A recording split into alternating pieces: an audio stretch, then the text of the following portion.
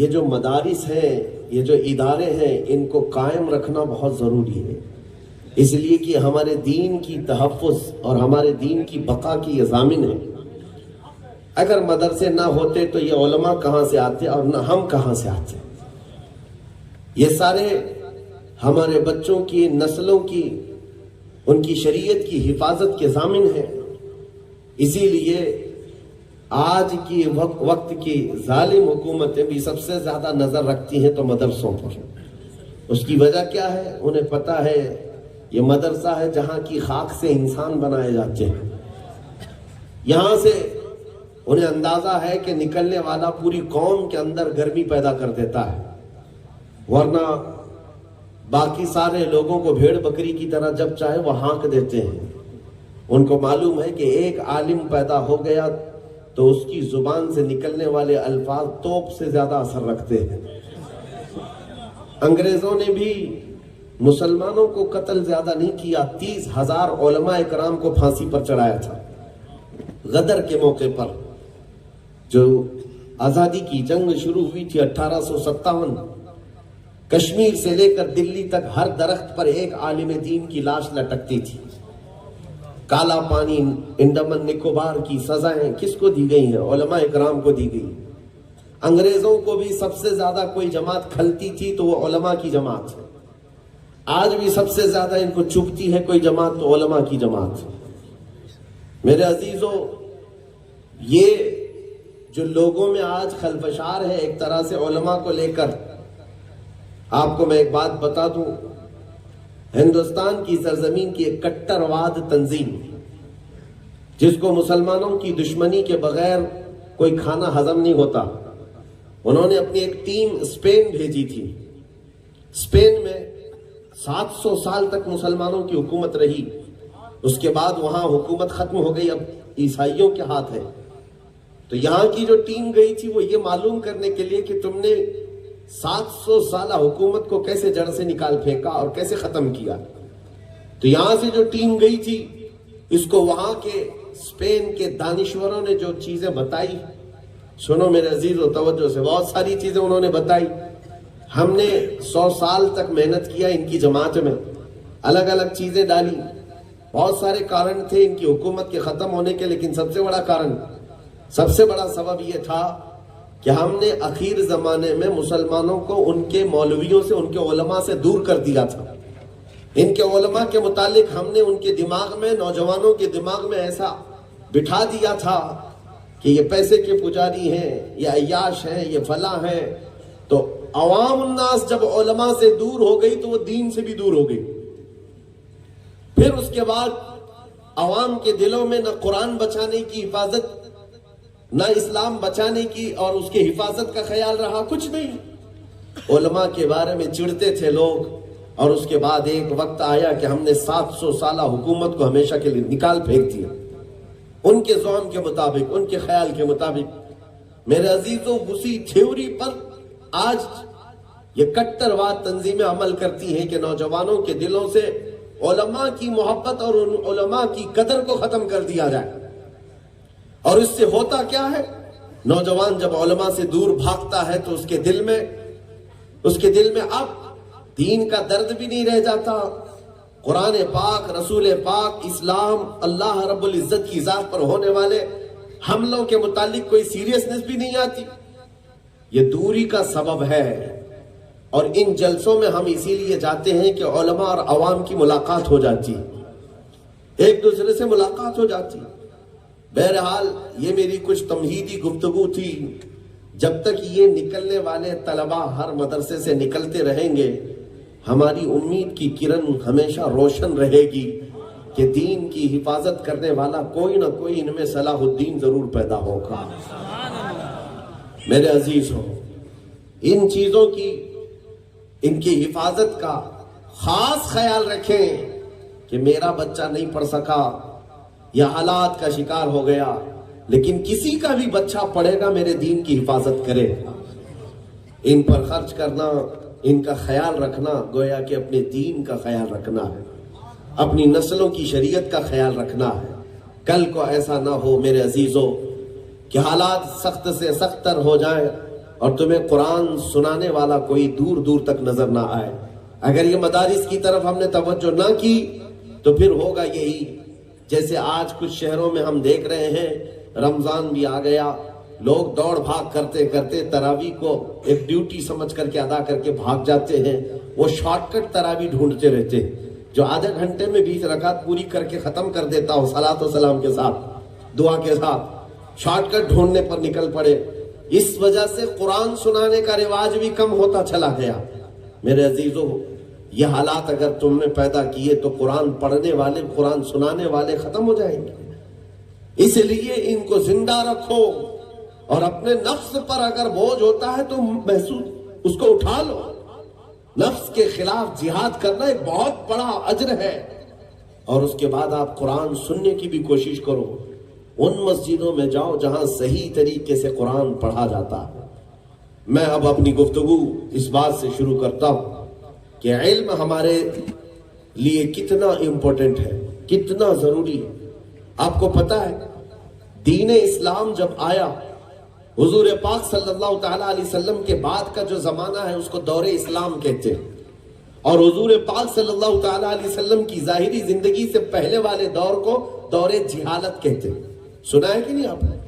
دور جہالت اور اس کے بعد دور اسلام. اپوزٹ چیزیں ہونا چاہیے. اسلام کا اپوزٹ تو کفر ہے. دور جہالت دور کفر ہونا چاہیے تھا, لیکن بولا کیا جاتا ہے دور اسلام اور اس سے پہلے کا دور جہالت.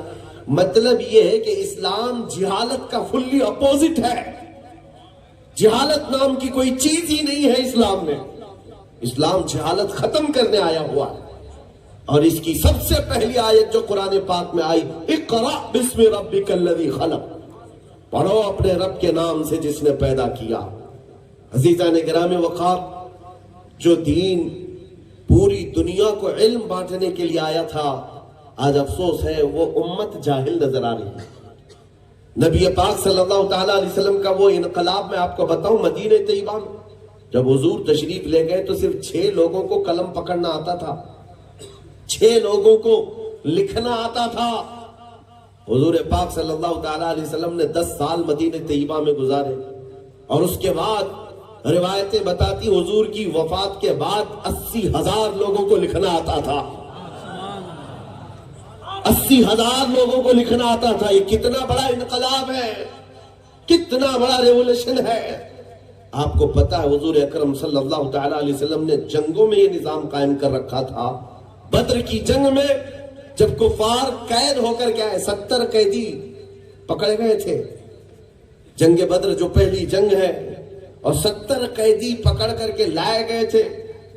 سرکار دو عالم صلی اللہ تعالیٰ علیہ وسلم نے مشورہ فرمایا ان کے ساتھ کیا کیا جائے. تو صدیق اکبر کے مشورے پر عمل ہوا. آپ نے فرمایا ان کے پاس سے فدیہ لے کر ان کو چھوڑ دیا جائے.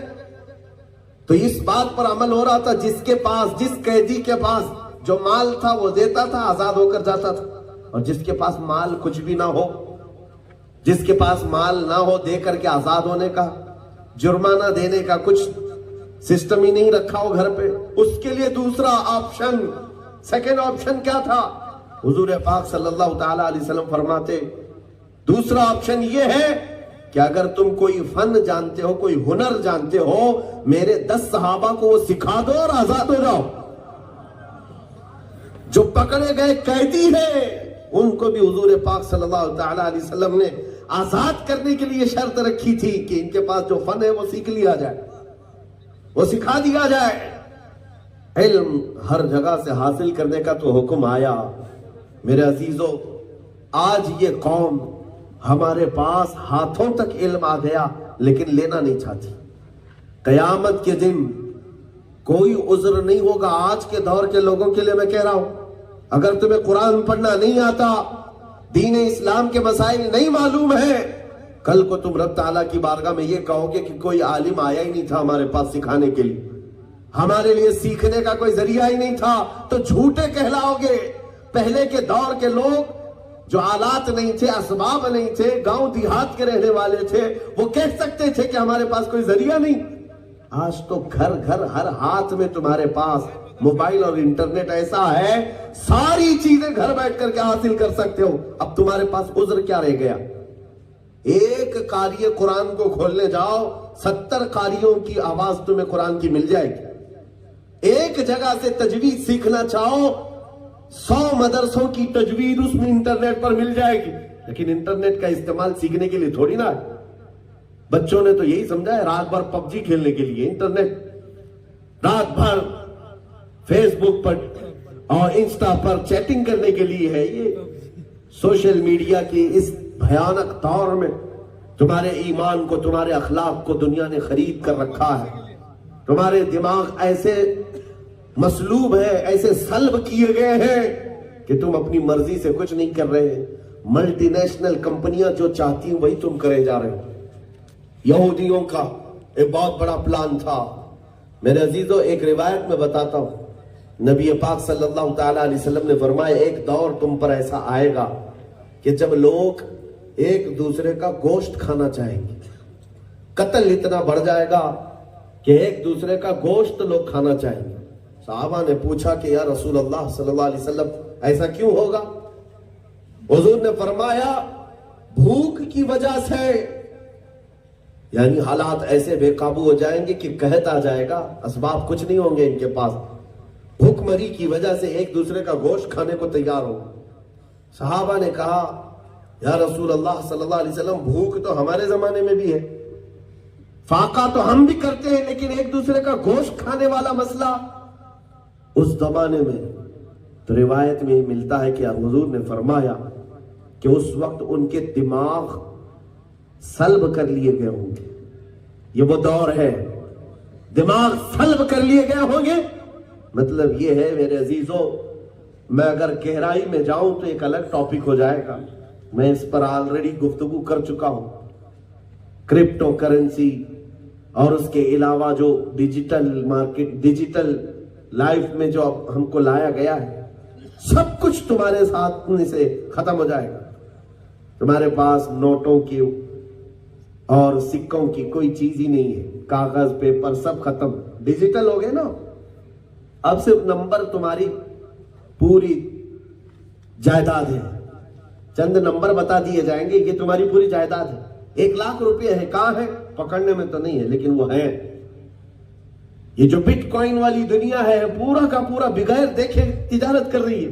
ان کو پتہ ہی نہیں ہے بٹ کوائن ہوتا کیا ہے, صرف ہواؤں میں ہے. یہ کچھ لوگوں کی ایک لابی ہے پوری دنیا میں کام کر رہی ہے. یہ یہودی لابی, صرف 13 لوگ پوری دنیا کا بزنس چلا رہے ہیں. وہ چاہتے ہیں کہ تمہارا دماغ سلب ہو, جس کے لیے انہوں نے انٹرنیٹ کی اس بھیانک دور کا جال بچھایا. نیٹ کس کو کہتے ہیں پتہ ہے نا؟ جال کو کہتے ہیں. انگلش میں نیٹ کس کو کہا جاتا ہے؟ جال کو.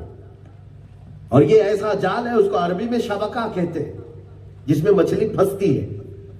اور یہ آج کے دور میں ایسا پھیلایا گیا کہ جتنی مچھلیاں ہیں سب پھنسی ہوئی. میں کہتا ہوں میرے عزیزوں, ہیروئن, کوکین, افیون, یہ جو نشہ ہے ان کا ایڈکٹ چھوٹ سکتا ہے.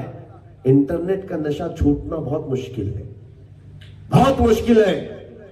یہ چرس, گانجا, سگریٹ, بیڑی چھوڑ سکتا ہے, بغیر اس کے رہنا اس کے لیے مشکل ہے. کئی بچے ہمارے پاس ایسے آئے بیمار, کئی بچے 5 سال کے, 6 سال کے, جن کو ماں باپ نے موبائل پکڑا کر کے رکھا ہے, وہ کنٹینیو اسی میں مصروف ہیں. ان سے جب موبائل چھین لیا گیا, ان کے ہاتھوں اور پیروں میں کپ کپی چالو, ان کے ہاتھ کانپ رہے ہیں اور بدن کے اندر چڑچڑپن ہے. یہ کہاں سے یہ ساری چیزیں آ رہی ہیں؟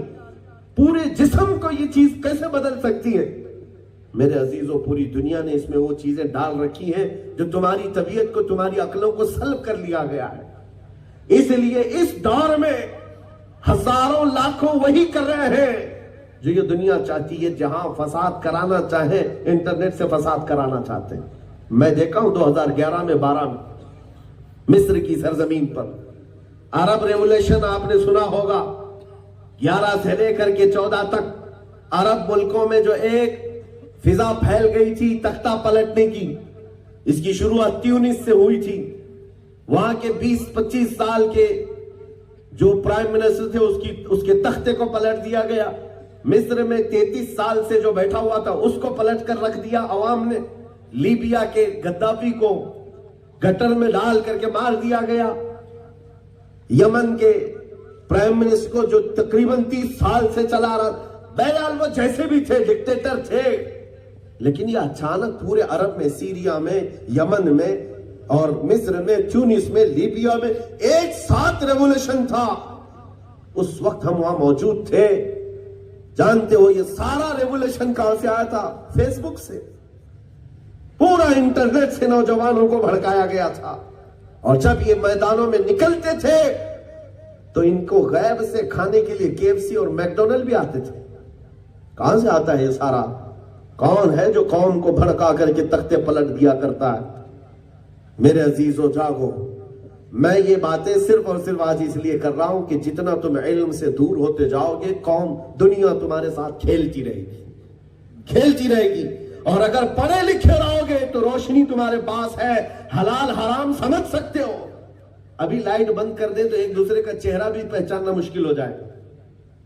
آپ کو اندھیرے کمرے میں رکھ دیا جائے، 2 برتن آپ کے سامنے رکھیں، ایک حلوے کا اور ایک گوبر کا، تمہارا ہاتھ کس برتن میں گرے گا پتہ ہی نہیں چلے گا، دونوں برابر ہے۔ کیوں؟ اندھیرا ہے، جہالت اسی کا نام ہے۔ جب بندہ جاہل ہوتا ہے اسے پتہ نہیں ہوتا کہ وہ ہاتھ حلوے میں ڈال رہا ہے کہ گوبر میں ڈال رہا ہے، گناہ بھی اس کو برابر لگتا ہے، نیکی بھی برابر لگتی ہے، نارمل جینے لگتا ہے۔ ہاں، جب علم کی روشنی آتی ہے صاف صاف ہر چیز نظر آتی ہے، یہ حلال ہے اور یہ حرام ہے، یہ نیکی ہے اور یہ گناہ ہے۔ اسی لیے علم کے بغیر ہماری زندگی ہی نہیں ہے، علم کے بغیر زندگی نہیں۔ امام شافعی رحمت اللہ تعالی علیہ فرماتے ہیں کہ جو علم حاصل کرنے سے دور رہا وہ اللہ کی رضا سے دور رہا۔ جاہل بن کر کے رہنا میرے عزیزوں کوئی آپشنلی نہیں ہے زندگی میں، یہ میرا آپشن ہے، چاہے تو میں سادہ رہوں چاہے تو پڑھوں، نہیں، آپشنلی نہیں ہے۔ طلب العلم فریضۃ علی کل مسلم و مسلمہ، ہر مسلمان مرد اور عورت پر علم حاصل کرنا فرض ہے۔ کچھ علم ایسے ہیں جن کا حاصل کرنا فرض عین ہے، کچھ علم ایسے ہیں جن کا حاصل کرنا فرض کفایہ۔ فرض کفایہ کا مطلب ایک حاصل کر لیا تو سارے بری اس ذمہ ہو جائیں گے، لیکن کچھ علم ایسے ہیں کہ ہر ایک کو حاصل کرنا پڑے گا۔ تمہاری زندگی گزارنے کے طور طریقے، تمہاری تجوید، تمہاری قرأت، تمہارے طہارت کے مسائل، تمہارے عقائد۔ آج آپ سنی ہے نا، سارے سنی بیٹھے ہوئے ہیں۔ کل کو اگر آپ سے کوئی سوال کرے کہ سنی ہوتا کون ہے، کس کو کہتے ہیں، تو بہت سارے لوگ تو یہی کہتے ہیں سن کر کے ایمان لانے والے کو سنی کہتے ہیں۔ سنی کیا ہے؟ تمہیں اپنے عقائد تو معلوم ہو، کون سے عقیدے ہیں جس پر چلنا مجھے ضروری ہے، ورنہ شیطان آئے گا اور تمہارے عقیدے کو ختم کر دے گا۔ جب ہم یہ باتیں کرتے ہیں تو کچھ لوگ کہتے ہیں نہیں، ہم انتظار کریں گے جس دن آئے گا ماریں گے شیطان۔ شیطان 2 سینگ لے کر کے بڑا جبہ پہن کے نہیں آئے گا، ہاں اس کی کوئی ایسی شکل، بھیانک شکل لے کر تمہاری گلی میں نہیں آئے گا۔ شیطان کبھی ٹوپی اور داڑھی پہن کے بھی آئے گا، داڑھی رکھ کر کے، ٹوپی پہن کے، جبہ پہن کر کے بھی آئے گا، اللہ رسول کی باتیں کرنے کے لیے بھی آئے گا، دوست و احباب کی شکل میں آئے گا، کبھی تمہیں لے کر کے چلے میں بھی آئے گا۔ یہ ساری چیزیں آئیں گی۔ اسی کو تو اعلیٰ حضرت نے فرمایا، آنکھ سے کاجل صاف چرا لے یا وہ چور بلا کے ہے، تیری گٹھری تاکی ہے اور تو نے نیند نکالی ہے، سونا جنگل رات اندھیری چھائی بدلی کالی ہے، سونے والوں جاگتے رہیو چوروں کی رکھوالی ہے۔ سبحان اللہ۔ آنکھ سے کاجل چراتے ہوئے کسی کو دیکھا ہے آپ نے؟ آنکھ سے کاجل چراتے ہوئے کسی کو دیکھا ہے؟ لیکن اعلیٰ حضرت فرماتے ہیں آنکھ سے کاجل چرا لے، ایسے بھی چور ہیں یہاں پہ میرے عزیزوں۔ اس کا معنی یہ نہیں ہے کہ ڈبی والا کاجل تمہارا کوئی چرا کے لے جائے گا۔ ایک مومن کی آنکھ کا کاجل عشق رسول ہوا کرتا ہے، عشق مصطفیٰ، یہ تمہاری آنکھوں کا کاجل ہے۔ اور یہی کاجل کے چور گلی گلی پھر رہے ہیں آج۔ تمہارے سینوں سے حضور کی محبت ختم ہو جائے تو تمہاری آنکھوں کا کاجل ختم ہو گیا، تمہیں پتہ بھی نہیں چلے گا کہ یہ چور کب چوری کر کے چلا گیا۔ برسوں سے باپ داداؤں کے پاس یہ کاجل تھا، پوتے کے پاس دیکھا کہ کاجل چرا ہوا ہے، گیا ختم ہو گیا ہے، کیوں بھیڑ بکریوں کے حوالے ہو گیا۔ اس کو سنیت سے ورگلایا گیا اور چھوڑ کر چلا گیا. ان سب چیزوں کا ایک سبب ہے جاہل رہنا. جب علم نہیں ہوگا میرے عزیزو، ہر کوئی تمہیں اپنی طرف ہانکے گا، ہر کوئی اپنی طرف بلائے گا، ہر کوئی یہ دعویٰ کرے گا کہ جنتی فرقہ ہم ہیں، ادھر آ جاؤ، جنت میں لے جانے والے ہم ہیں، ادھر آ جاؤ. علم نہیں ہوگا تو تم شک میں مبتلا ہو جاؤ گے، ادھر جاؤں کہ ادھر جاؤں. علم ہوگا تو سمجھ جاؤ گے روشنی میں. ہاں، علم ہی کافی نہیں ہوتا، علم ہی کافی نہیں ہوتا. یہ مدرسے جو بنائے گئے نا، یہ اسی لیے ہے کہ سنیوں کے مدرسے اور دوسرے اینٹ گارے اور پتھر کے مدرسوں میں فرق ہوتا ہے. ہاں، مدرسے کا مطلب اینٹ کی اور سیمنٹ کی دیوار اور چھت ڈال دینا نہیں ہے. ایسے تو بہت مدرسے ہیں جہاں انگریزوں کے پٹھو بھی پیدا کیے جاتے ہیں. بہت مدرسے ہیں جہاں حکومت کے نیتاؤں کے چاٹوکار بھی پیدا کیے جاتے ہیں. لیکن ان مدرسوں میں ان مدرسوں میں بڑا فرق ہے. سنیوں کے مدرسوں میں عشق رسول پلایا جاتا ہے. صرف علم کافی نہیں، صرف علم دیا گیا تب بھی گمراہ ہونے کے چانسز ہیں، لیکن ساتھ میں عشق رسول دے دیا جائے. میرے عزیزو، ایسی لائٹ لے کر کے چلتا ہے جس کو اعلیٰ حضرت کہتے ہیں یا رسول اللہ تیرے غلاموں کا نقش قدم ہے راہ خدا، وہ کیا بہک سکے جو یہ چراغ لے کے چلے.